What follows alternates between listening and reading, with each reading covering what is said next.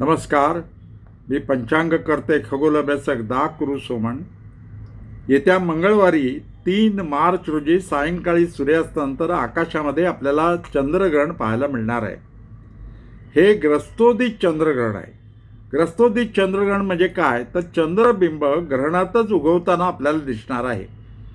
चंद्रग्रहण कसं होतं, ज्यावेळी चंद्रबिंब पृथ्वीच्या छायेत येतं तेव्हा ते प्रकाशित न दिसता काळसर लालसर रंगाचं दिसतं. त्याला चंद्रग्रहण असं आपण म्हणतो. चंद्रग्रहणाला घाबरू नका. यावेळी काही प्रसारमाध्यमांनी चंद्रग्रहणाविषयी इतकी भीती निर्माण केली आहे ना, की होळी आणि चंद्रग्रहण काय बघायचं नाही. मित्रांनो, हे एक नैसर्गिक आविष्कार पाहण्याची संधी आपल्याला मिळालेली आहे. तेव्हा चंद्रग्रहण साध्या डोळ्यांनी मंगळवारी 3 मार्च रोजी पाहायला हरकत नाही. आता हे ग्रहण कधी लागणार आहे, तर दुपारी 3:20 सुरू होणार आहे. परंतु त्यावेळी चंद्रबिंब आपल्या दृश्य आकाशात असणार नाही आहे, कारण त्यावेळी चंद्र उगवतानाच आपल्याला ग्रहणात दिसणार आहे. आणि चंद्रग्रहण हे संध्याकाळी 6:48 संपणार आहे. तेव्हा चंद्रोदयापासून ग्रहण संपेपर्यंत 6:48 आपल्याला चंद्रग्रहण पाहता येणार आहे, साध्या डोळ्यांनी निरीक्षण करता येणार आहे.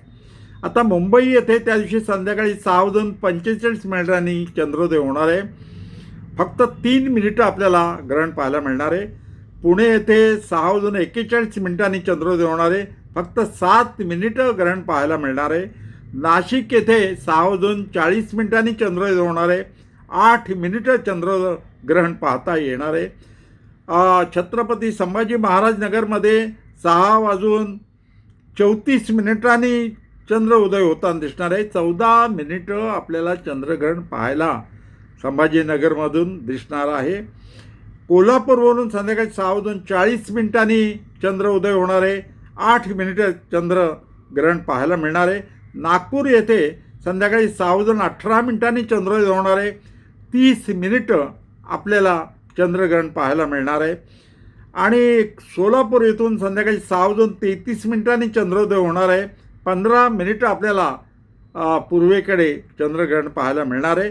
रत्नागिरी येथे संध्याकाळी 6:44 चंद्रोदय होणार आहे आणि 4 मिनिटं आपल्याला चंद्रग्रहण पाहायला मिळणार आहे.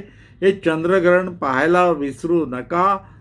क्वचित घडणारे हे नैसर्गिक आविष्कार असतात. हे पाहायला पाहिजेत, निरीक्षण करायला पाहिजे आणि ते समजून घ्यायला पाहिजेत. मुलांनासुद्धा चंद्रग्रहण कसं होतं हे चंद्रग्रहण प्रत्यक्ष साध्या डोळ्यांनी दाखवून त्यांना आपण माहिती करून द्यायला पाहिजे आणि तेच आपलं कर्तव्य आहे. आपण विज्ञान युगात वावरतो तेव्हा चंद्रग्रहणाला घाबरू नका. तो एक नैसर्गिक आविष्कार आहे.